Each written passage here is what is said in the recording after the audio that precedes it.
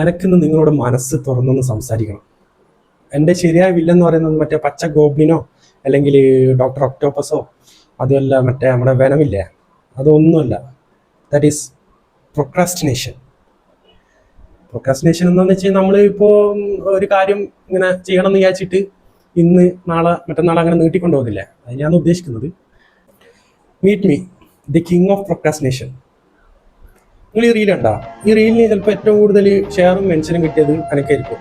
അതിപ്പോൾ വർക്കൗട്ട് ആയിക്കോട്ടെ, sugar cut ആയിക്കോട്ടെ, എന്ത് കുന്തം ആയിക്കോട്ടെ, ഇന്നാവട്ടെ നാളെ ആവട്ടെ അടുത്ത ആഴ്ച ആവട്ടെ എന്ന് പറഞ്ഞിട്ട് നീണ്ട് അങ്ങനെ ഒരു പോക്കാം.